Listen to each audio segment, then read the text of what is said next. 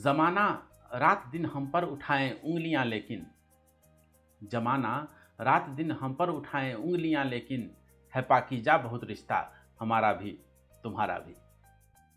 नमस्कार प्रिय दर्शकों, स्वागत है आपका शास्त्रीय ज्योतिष के चैनल पर जिसका कि नाम है ज्योतिष रहस्य। प्रिय दर्शकों, आज हम आपके लिए अंगुली योग नाम का एक राजयोग लेकर के आए हैं, जिसकी चर्चा न तो इंटरनेट पे मिलती है, ना ही यूट्यूब पर इस पर कोई वीडियो मिलते हैं। सबसे पहले तो हम आपको यह बता दें कि यह योग हमने कहाँ से लिया है। यह योग हमने लिया है त्रिफला ज्योतिष नामक ग्रंथ से, जो कि आप हमारे वेबसाइट ज्योतिषरहस्य.org से निःशुल्क डाउनलोड कर सकते हैं।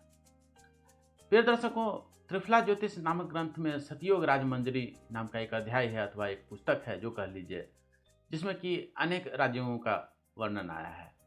नाम है सतयोग राजमंजरी, लेकिन इसमें 100 श्लोक नहीं मिलते हैं, उससे कुछ कम मिलते हैं। तो इसी में यह अंगुली योग नाम का भी एक राजयोग आया है। यह योग जिनकी भी कुंडली में होता है, वह व्यक्ति अपने क्षेत्र में बहुत माहिर होते हैं, बहुत ही स्किलफुल होते हैं। वह एक विशेष विषय में बहुत ही विद्या अध्ययन आदि करते हैं, शास्त्रों का अध्ययन करते हैं, जो भी हो उस क्षेत्र से संबंधित पुस्तकों का अध्ययन करते हैं और उस विषय में बहुत ही महारत हासिल करते हैं। उस क्षेत्र में वह बहुत ही नाम प्रतिष्ठा आदि को भी कमाते हैं। तो यह योग तो हम आपको बताएंगे ही कि कैसे घटित होता है। हम यह भी बताएंगे कि किन चर्चित हस्तियों की कुंडली में यह योग घटित होता है। एक हैरानी की बात यह है कि आज के युग के एक बहुत ही प्रसिद्ध ज्योतिषी हैं, उनकी कुंडली में भी यह योग घटित होता है। उनके वीडियो भी आपने अवश्य देखे होंगे। उनका नाम हम आपको बाद में बताएंगे। पहले तो आप यह समझ लीजिए कि यह योग कैसे घटित होता है, और कुछ हम चर्चित और हस्तियों की कुंडली भी आपको बताएंगे जिनकी कुंडली में यह योग घटित होता है। प्रिय दर्शकों, पहले तो हम आपको इस श्लोक में ले चलते हैं। तो यह श्लोक देखिए क्या कह रहा है। यह त्रिफला ज्योतिष के सतयोग राजमंजरी का उस अध्याय का जो है 62वां श्लोक है। यह श्लोक कहता है कि बुद्धि स्थित नवांसस्य नाथे तुंग समन्विते कर्माधिपेन संयुक्ते अंगुली योग संज्ञकः। अर्थात इसमें 2 शर्तें बताई गई हैं यह योग घटित होने के लिए। पहली शर्त क्या है कि पहले आप नवांश कुंडली देखिए और उसमें देखिए कि 5वां भाव, जो कि बुद्धि का भाव होता है, विद्या अध्ययन आदि का भाव होता है, उसके स्वामी कौन है। एक बार जब आपने नवांश कुंडली में जाकर के 5वें भाव में जो भी राशि है उसके स्वामी को पहचान लिया, तब आप आ जाइए वापस लग्न कुंडली में। लग्न कुंडली में जाकर के आप देखिए कि वह जो आपने स्वामी पहचाना है वह क्या उच्च का होकर के बैठा हुआ है। अगर हाँ, तो फिर यह पहला शर्त घटित हो गया। अच्छा, दूसरी शर्त क्या है। दूसरी शर्त यह है कि सिर्फ उच्च का होकर बैठने से ही नहीं होगा, 10वें भाव के स्वामी के साथ भी बैठा होना चाहिए, कर्माधिपेन संयुक्ते। और तब जब जिसकी भी कुंडली में यह योग बनता है, उसे इस योग को कहते हैं अंगुली योग। तो ये इसे देख पाना बहुत ही आसान है। आइए हम आपको कुछ चर्चित हस्तियों की कुंडली दिखाते हैं जिनकी कुंडली में यह योग घटित होता है। तो सबसे पहला उदाहरण तो स्वामी श्रील प्रभुपाद जी हैं। श्रील प्रभुपाद जी आप जानते हैं कि वो इस्कॉन के संस्थापक थे और वह बहुत ही महान चर्चित हस्ती थे।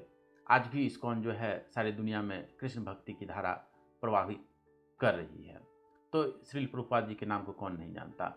श्रील प्रभुपाद जी की कुंडली में अनेक सारे ऐसे दुर्लभ योग घटते हैं जिनकी अन्यत्र कहीं चर्चा नहीं आती, जैसे दीप योग, धूम योग और गौरी योग। इस पर हमने अलग से एक वीडियो बनाई है, वो आप वहाँ पे जाकर के देख लें। अभी तो हम आपको अंगुली योग समझाने आए हैं। तो चलिए चलते हैं श्रील प्रभुपाद जी की कुंडली में। तो इनकी नवांश कुंडली में अगर आप जाकर के देखेंगे तो देखेंगे कि 5वें भाव में कौन सी राशि है, 3 नंबर की राशि है, यानी मिथुन राशि है, और उसके स्वामी कौन होते हैं, बुध होते हैं। तो ये नवांश कुंडली के 5वें भाव के स्वामी जो है वो बुध है, ये हमने पहचान लिया। अब आते हैं इनके लग्न कुंडली में।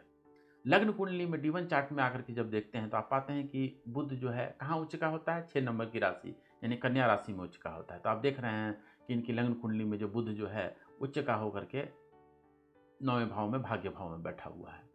अच्छा, ये कह रहा है कि ये सूत्र का पहला भाग तो घटित हो गया। दूसरा भाग क्या कहता है कि सिर्फ उच्च का होकर बैठने से नहीं होता है, उसके साथ जो है 10वें भाव के स्वामी का भी बैठा होना चाहिए। तो इनके 10वें भाव में कौन सी राशि है, 7 नंबर की राशि है, यानी तुला राशि है, और तुला राशि के स्वामी कौन होते हैं, शुक्र होते हैं। तो देखिए बुध के साथ ये शुक्र भी बैठा हुआ है, इसलिए इनकी कुंडली में यह अंगुली योग घटित होता है। देखिए, आप जानते हैं 5वां भाव जो है बुद्धि विद्या आदि का भाव होता है और त्रिकोण का भाव होता है, और 10वां भाव जो होता है कर्म का भाव होता है और वो केंद्र का भाव होता है।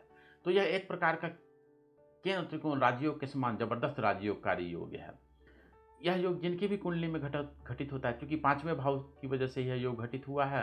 5वां भाव विद्या का होता है, तो वो अपने विद्या के क्षेत्र में जो है बहुत जबरदस्त, किसी भी क्षेत्र में बहुत ही ज़्यादा ज्ञान हासिल करते हैं। और चूंकि कर्म भाव यानी 10वें भाव की वजह से भी यह योग बनता है, तो वो जो विद्या जो उन्होंने अर्जन किया रहता है वो उसे कर्म क्षेत्र में उतारते हैं, लोगों को भी उस विद्या का दान करते हैं और लोगों में जो है एक प्रतिष्ठा प्राप्त करते हैं। वो अपने क्षेत्र के माहिर होते हैं और जिनकी भी यह कुंडली में यह योग होता है वो एक मिसाल की तौर पे होते हैं। लोग उनका मिसाल देते हैं कि अगर इस क्षेत्र में जो है श्रेष्ठ बनना है तो इस व्यक्ति की तरह बनो। तो आप जानते हैं कि श्रील प्रभुपाद जी ने भगवद गीता और श्रीमद् भागवतम आदि पे बहुत विस्तृत टीकाएँ लिखी हैं, जो कि समाज में बहुत आदर की दृष्टि से देखा जाता है। अनेक विद्वानों में उनके विषय में अनेक प्रकार के मतभेद भी हैं, हम यहाँ उसकी चर्चा नहीं करेंगे क्योंकि यह इस चैनल का विषय नहीं है। अभी तो आप बस इतना समझ लीजिए कि उनकी कुंडली में अंगुली योग घटित होता है और वह महान ही चर्चित हस्ती थे। अच्छा, अब हम आपको एक और महान हस्ती से परिचित करवाते हैं जिनका नाम है कार्ला एंडरसन हिल्स।